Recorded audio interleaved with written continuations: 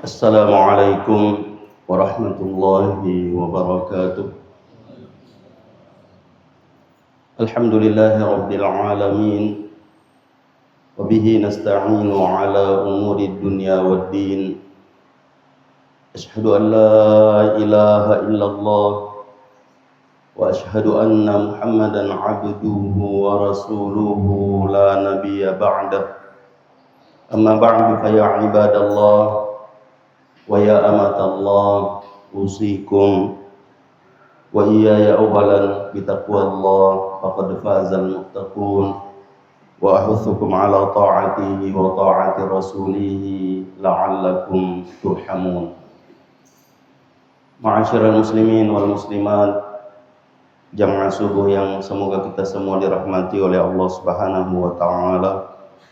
Alhamdulillah, kembali kita memuji dan bersyukur kehadirat Allah Subhanahu wa taala atas limpahan karunia dan nikmatnya kepada kita semua, sehingga pada subuh hari ini kembali kita dapat melaksanakan salat subuh secara berjamaah, yang mudah-mudahan apa yang kita lakukan ini diterima oleh Allah Subhanahu wa taala dan dapat menjadi pemberat timbangan kebaikan kita di hari akhirat kelak.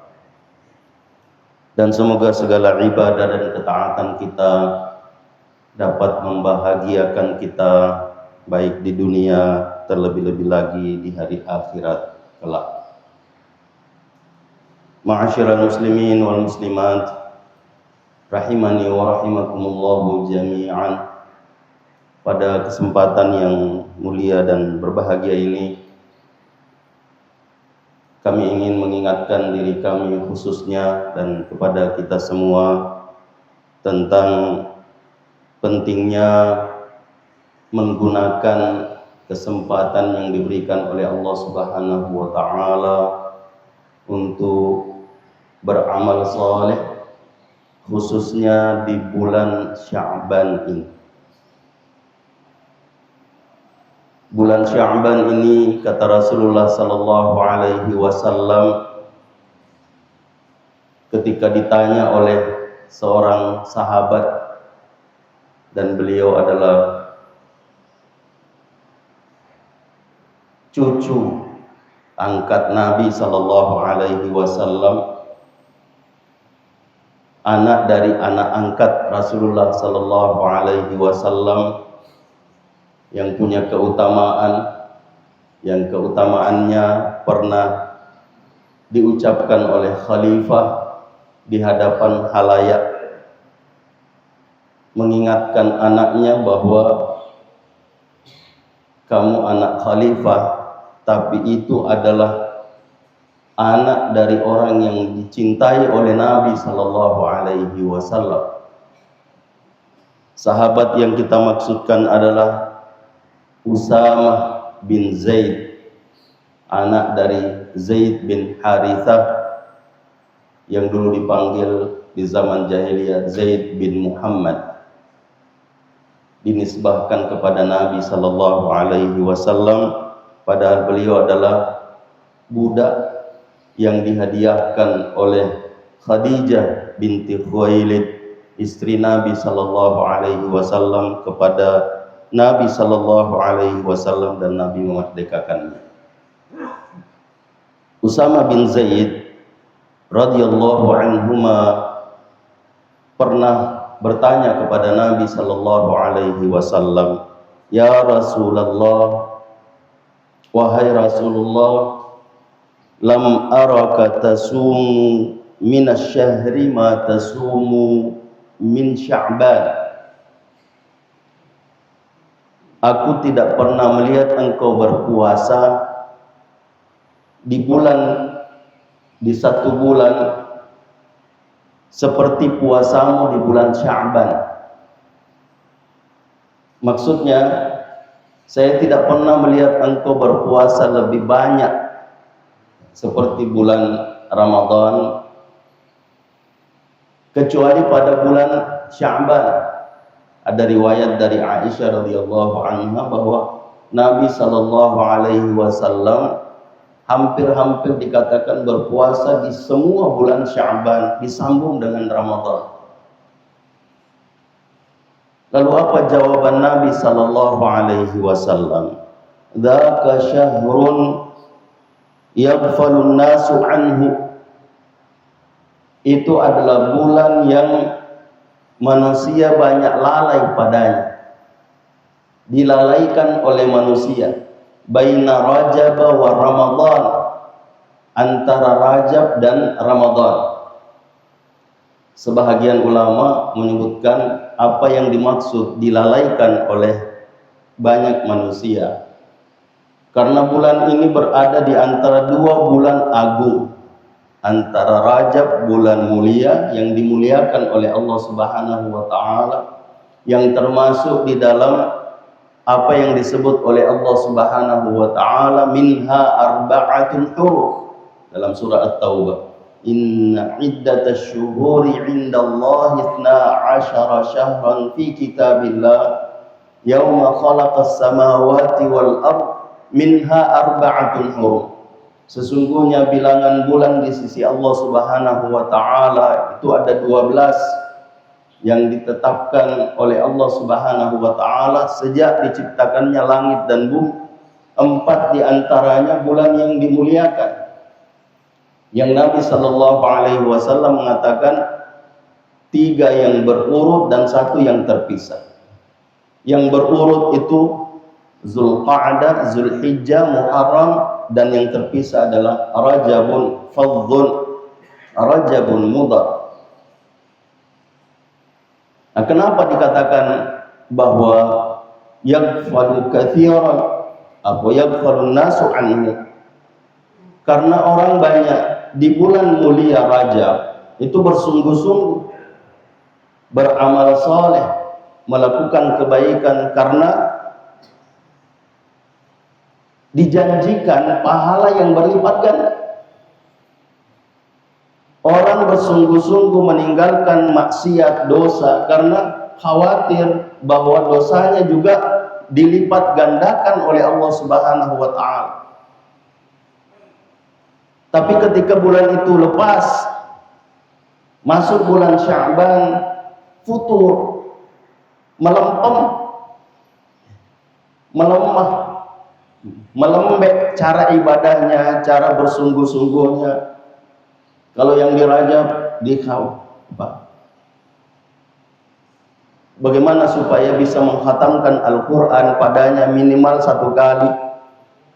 Setelah masuk bulan Sya'ban tidak pernah lagi disentuh Qurannya, karena dengan harapan nanti di Ramadan, nah, ramalapena dipasangka. Sudah lewat 1 bulan, kapan kita istirahat? Rajab kita sungguh-sungguh, masa di bulan Sya'ban juga lalai. Dengan harapan bisa mendapatkan bulan yang menjanjikan berkah, Ramadan, syahrun mubarak, bulan yang penuh berkah, bulan rahmat, bulan maghfirah. Saya biasa mengingatkan diri saya dan jamaah yang hadir pada saat saya menjelaskan, saya mengatakan bahwa tidak jarang orang tidak jadi melakukan perbuatan baik di bulan Sya'ban karena harapan mendapatkan bulan Ramadan. Nanti di Ramadan dia bersungguh-sungguh, ternyata Allah Subhanahu wa taala tidak memberikan kesempatan kepadanya untuk mendapatkan Ramadan. Sudah sering kita ingatkan perkataan orang bijak, kam min umniyatin tajlibul maniyah. Betapa banyak keinginan yang besar untuk kita lakukan digilas oleh kematian. Apa yang kita ingin dapatkan di bulan Sya'ban ini sebenarnya bisa kita lakukan, bisa kita raih, tapi karena harapan ingin mendapatkan pahala yang besar di Ramadan, maka kita menunda nanti di Ramadan.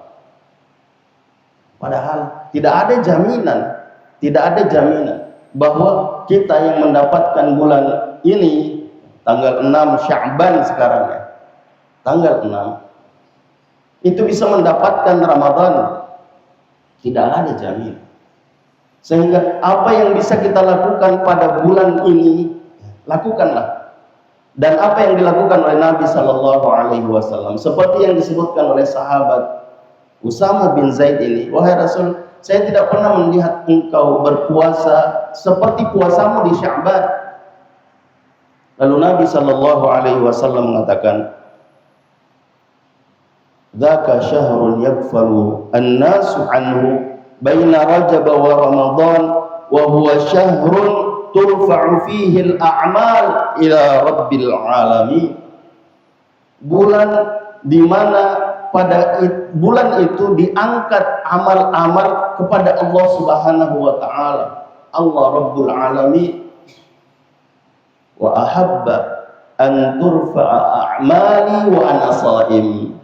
Dan aku sangat ingin, sangat suka bahwasanya amal-amalku diangkat kepada Allah Subhanahu wa taala dalam keadaan saya puasa. Bukan berarti kalau kita tidak puasa amal kita tidak diangkat. Diangkat. Semua amal soleh diangkat kepada Allah Subhanahu wa taala Rabbul Alamin, apapun bentuknya. Apapun bentuk. Tapi Nabi Sallallahu Alaihi Wasallam mengatakan, saya sangat senang, saya sangat suka kalau amalku itu diangkat dalam keadaan saya puasa. Maka Nabi Sallallahu Alaihi Wasallam banyak berpuasa di bulan Sya'ban. Meskipun ada yang masyhur di masyarakat kita bahwa sesudah lewat nisfu Sya'ban fala tasumu. Kalau sudah lewat seperdua dari Sya'ban, lewat pertengahan Sya'ban, maka tidak boleh berpuasa. Tidak boleh berpuasa. Itu kata sebahagian orang. Dan memang ada lafaz yang seperti ini, tapi diperselisihkan oleh ulama. Dan saya lebih menguatkan pendapat ulama yang mengatakan Nabi Sallallahu Alaihi Wasallam puasa sampai akhir Sya'ban, berpuasa sampai akhir Sya'ban, dan syawahidnya banyak, penguatnya banyak. Yang disampaikan oleh Aisyah radhiyallahu anha itu sangat kuat, bahwasanya Nabi Sallallahu Alaihi Wasallam kadang berpuasa, hampir-hampir dikatakan kalau dia berpuasa tidak pernah berbuka di bulan Sya'ban. Dan kadang menyambung puasa Sya'bannya dengan puasa Ramadan. Nah, meskipun memang ada pendapat ulama mengambil jalan tengahnya dengan mengatakan bahwa yang tidak biasa puasa sunnah selepas seperdua dari Sya'ban sudah tidak boleh puasa. Tapi yang biasa puasa Senin Kamis sampai akhir Sya'ban, misalnya kalau tahun ini Sya'ban cuma 29, tanggal 29 Sya'ban itu adalah hari Kamis, dia mau puasa boleh. Kebiasaannya puasa Senin Kamis. Artinya hari Kamis terakhir di bulan Sya'ban itu dia puasa, besoknya hari Jumat masuk 1 Ramadan, nyambung, bersambung. Boleh. Sehingga jamaah sekalian yang semoga kita semua dirahmati oleh Allah Subhanahu wa taala. Apa yang ingin saya sampaikan ini, bahwa Rasulullah Sallallahu Alaihi Wasallam sosok yang sudah dijamin surga, tapi tidak menyia-nyiakan waktu dan kesempatan yang diberikan oleh Allah Subhanahu wa taala untuk berbuat, untuk melakukan sesuatu demi mendapatkan janji dan jaminan Allah Subhanahu wa taala. Padahal janji apa lagi yang dibutuhkan oleh Nabi Sallallahu Alaihi Wasallam? Sama persis dengan apa yang dilakukan oleh sahabatnya. Abu Bakar As-Siddiq radhiyallahu anhu itu pernah meminta sesuatu kepada Nabi Sallallahu Alaihi Wasallam agar diajarkan doa yang dibaca di setiap sholat. Lalu Nabi mengajarkan doa yang ada ulama di zaman kita ini mengatakan kita lebih pantas baca ini daripada Abu Bakar. Kita lebih butuh dari doa ini daripada Abu Bakar As-Siddiq radhiyallahu anhu. Allahumma inni zalamtu nafsi zulman katsira wa la yaghfiru dzunuba illa ant faghfir li maghfiratan min 'indik warhamni innaka antal ghafurur rahim. Kezaliman apa yang dilakukan oleh Abu Bakar As-Siddiq? Yang ketika meminta kepada Nabi, ajarkan aku doa yang saya baca di setiap salat. Lalu Nabi mengajarkan doa, Allahumma inni zalamtu nafsi, wahai Tuhan sesungguhnya aku menzalimi diri, zulman katsira, dengan kezaliman yang banyak. Faghfirli maghfiratan min 'indik, ampuni aku dengan pengampunan dari sisimu, warhamni, dan rahmati aku, innaka antal ghafurur rahim, sesungguhnya engkau zat yang maha pengampun lagi maha penyayang. Kezaliman apa yang dilakukan oleh Abu Bakar?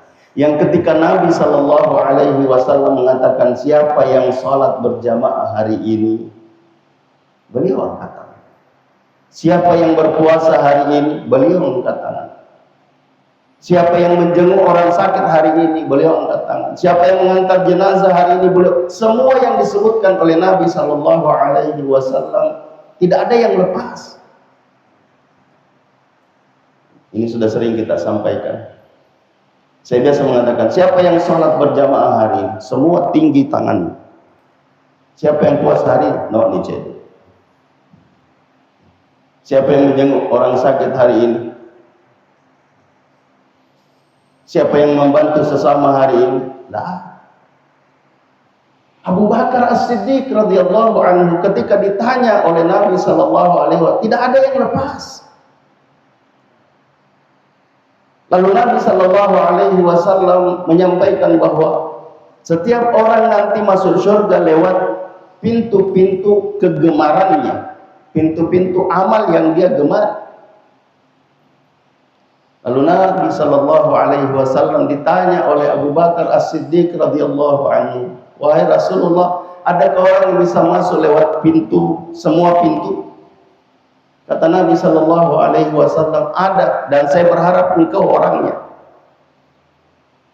Saya berharap engkau orangnya. Kenapa? Semua bentuk kebaikan kamu lakukan. Semua jalan-jalan kebaikan engkau kerjakan, sehingga engkau wajar untuk mendapat. Nah, sehingga jamaah sekalian, Rasulullah sallallahu alaihi wasallam yang sudah dijamin seperti yang kita sebutkan tadi, semua bentuk perbuatan dicontohkan oleh Nabi sallallahu alaihi wasallam. Bahkan kita sering mengulangi ini, benenge idi dieren jaminan, ya. Surga dia dan penamanan ni dosa-dosa dari Allah Subhanahu wa taala. Ia pura lalu, ia pura dipugau, ia dipugau kokoro. Yang akan dilakukan pun itu sudah disebutkan. Aisyah radhiyallahu anha ketika melihat Nabi sallallahu alaihi wasallam salat, kedua kakinya bengkak, lalu mengatakan, wahai Rasulullah, kenapa terlalu begitu? Bukankah dosa-dosamu sudah diampuni oleh Allah Subhanahu wa taala yang lalu, sekarang, dan yang akan datang? Apa jawaban Nabi? Afala akunu 'abdan syakura? Tidak bolehkah saya menjadi hamba yang bersyukur? Itu bentuk kesyukuran Nabi sallallahu alaihi wasallam atas nikmat pemberian Allah Subhanahu wa taala, dibuktikan dengan salat, bukan salat fardu, Pak. Bukan salat fardu. Salat sunnah yang membuat kedua kakinya bengkak. Ya ini borong itu jadi, tapi tanya karena sempanya, ya dilancai, ya.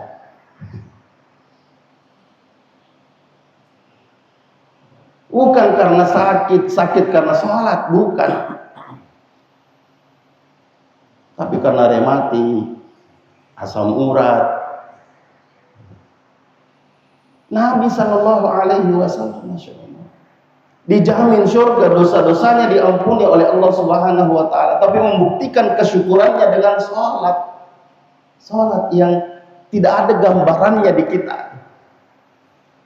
Bagaimana caranya Nabi Shallallahu Alaihi Wasallam sholat? Beliau sholat baca surah Al-Baqarah habis, pindah surah Ali Imran habis. Sahabat bilang nanti pasti ruku. Masuk surah An-Nisa, hampir 7 juz dibaca oleh Nabi Shallallahu Alaihi Wasallam satu rakaat. Bagaimana tidak bengkak? Kita, masya Allah, Qul huwallahu ahad dibagi telu, malampe, witir 3 rakaat, paling ringan, tapi kamu tuh dan lelena mau garik si rakam biar 1 rakaat, betul, biar 1 rakaat dapat. Tapi kalau bisa 7, bisa 11, kenapa cuma 1? Kalau kita bisa membuktikan kesyukuran kita atas nikmat pemberian Allah Subhanahu wa taala. Salah satunya nikmat kehidupan. Nikmat kehidupan itu banyak sekali saudara-saudara kita yang menginginkan kehidupan tidak diberi oleh Allah Subhanahu wa taala. Kita diberi kehidupan, diberi kesehatan, diberi kesempatan oleh Allah Subhanahu wa taala, tapi kenapa tidak digunakan? Apa menunggu apa yang diingatkan oleh Nabi Sallallahu Alaihi Wasallam? Hal tantadziruna faqran munsia? Apa kamu tunggu itu kefakiran yang membuatmu lupa? Au ginan mutbiya, atau kekayaan yang membuatmu sombong? Au haraman mufnida au maradan mudhisa? Banyak sekali yang diingatkan oleh Nabi Shallallahu Alaihi Wasallam. Apakah itu yang kita tunggu? Kita yang sudah diberikan kelapangan oleh Allah Subhanahu Wa Taala, tapi belum mau melakukan dan membuktikan kesyukuran. Apa menunggu sampai itu semua hilang? Diberi kekayaan oleh Allah Subhanahu Wa Taala, tidak digunakan dengan sungguh-sungguh. Apakah menunggu sampai kekayaanmu hilang? Seperti yang kita saksikan, ya. Alhamdulillah, mudah-mudahan tidak terjadi di kita. Apa yang kita lihat, apa yang kita saksikan, apa yang kita baca, apa yang kita dengar, perumahan elit di Amerika, di tempat yang semua alat canggih ada di sana, yang dikumpulkan berapa tahun untuk membangun rumah yang luar biasa mewahnya, sekejap habis. Bersyukur orangnya masih hidup, tapi ada yang menangis. Di usia saya yang seperti ini tidak bisa lagi mencari seperti dulu. Lalu ini semua yang saya kumpulkan habis. Apa yang harus saya lakukan? Coba. Wajar kalau dia melakukan seperti itu. Kenapa? Karena dia tidak pernah mempersiapkan kehidupannya, memang kehidupan dunia. Kita yang yakin akan akhirat seharusnya mempersiapkan diri untuk mendapatkan yang lebih besar di sana. Sehingga gunakan waktu dan kesempatan kita. Jangan disia-siakan. Dan itu diingatkan oleh Allah Subhanahu wa taala. Wabtaghi fima atakallahu daral akhirah wa la tansa nasibaka minad dunya wa ahsin kama ahsanallahu ilaik.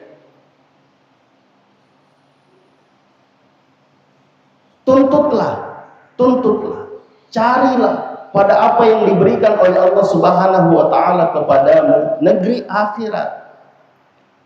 Nikmat pemberian Allah Subhanahu wa taala kepada apapun namanya.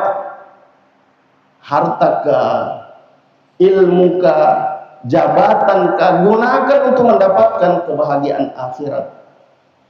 Wala tansa nasibaka minad dunya.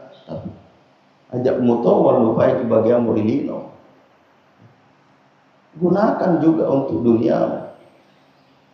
Karena dunia ini adalah mazra'atul akhirah, tempat kita menanam untuk mendapatkan hasilnya nanti yang kita petik di akhirat. Sehingga jamaah sekalian yang semoga kita semua dirahmati oleh Allah Subhanahu wa taala. Bulan Sya'ban ini adalah bulan yang disebutkan oleh Nabi sallallahu alaihi wasallam dilalaikan oleh manusia. Mudah-mudahan kita tidak termasuk ke dalam golongan manusia yang lalai, tidak menggunakan kesempatan bulan Sya'ban atau menunda-nunda waktu dengan harapan mendapatkan bulan Ramadan. Padahal Allah Subhanahu wa taala sudah menentukan ajal kita. Ya. Siapa tahu? Ya, siapa tahu? Tidak ada yang tahu di antara kita. Ini rahasia Allah Subhanahu wa taala di Rabiul Ramadan. Meskipun kita selalu berdoa mulai dari Rajab kemarin, Allahumma barik lana fi Rajab wa Sya'ban wa ballighna Ramadan. Kita bisa mengulangi, Allahumma barik lana ma baqiya min Sya'ban, ya Allah, berkahi kami dari apa yang tersisa dari bulan Sya'ban, wa ballighna Ramadan, dan sampaikan kami pada bulan Ramadan, wa waffiqna bil a'malis salihah fi, dan beri aku taufik hidayah untuk beramal saleh padanya, min siyamin wa qiyamin wa qiraatil Qur'an, berpuasa, qiyamul lail, dan baca Al-Quran, dan amal-amal saleh yang lain. Kalau kita sudah bersungguh-sungguh di Sya'ban ini, meskipun bukan dengan dasar hadis maudhu yang sudah sering kita ingatkan, karena ada hadis ini hadis maudhu, Rajab adalah syahri, bulanku, kata Allah Subhanahu wa taala, wa Sya'ban syahru, ya apa? Rajab syahrullah, wa Sya'ban syahri, wa Ramadan syahru ummati. Rajab itu bulannya Allah, Sya'ban bulanku, kata Nabi, wa Ramadan bulannya umat. Ini hadis maudhu. Kita jangan berdasar itu untuk beramal di bulan Sya'ban ini, ya. Lalu dengan dasar itu mengatakan kita harus banyak bersalawat kepada Nabi sallallahu alaihi wasallam karena ini bulannya Nabi. Tidak. Salawat kita berdasar dengan man shalla alayya salatan wahidah sallallahu alaihi biha asyra. Siapa yang bersalawat kepadaku satu kali, Allah bersalawat kepadanya 10 kali. Kapan saja, di mana saja kita bersalawat kepada Nabi, bukan hanya di bulan Sya'ban. Sehingga jamaah sekalian yang semoga kita semua dirahmati oleh Allah Subhanahu wa taala. Mudah-mudahan apa yang kita sampaikan ini mendorong buat kita untuk melakukan ibadah dan memperbanyak melakukan ibadah dan ketaatan, khususnya pada bulan Sya'ban ini kita melakukan ibadah puasa. Ya, yang biasa melakukan ibadah puasa Senin Kamis, jangan ditinggalkan. Jangan ditinggalkan. Sekali lagi mudah-mudahan kita diberi taufik oleh Allah Subhanahu wa taala untuk bisa beramal saleh yang sungguh-sungguh pada bulan ini dan niatnya karena Allah Subhanahu wa taala. Selanjutnya mari kita menundukkan mata hati dan kepala kita untuk beristighfar dan berdoa kepada Allah Subhanahu wa taala. Semoga istighfar dan doa kita pada subuh hari ini diterima dan diijabah oleh Allah Subhanahu wa taala. Alhamdulillahirabbil alamin. Wassalatu wassalamu ala asyrafil anbiya'i wal mursalin nabiyyina Muhammadin wa ala alihi wa sahbihi ajma'in. Allahumma ighfir lil muslimina wal muslimat wal mu'minina wal mu'minat al ahya'i minhum wal amwat innaka sami'un qaribun mujibud da'awat wa qadiyal hajat.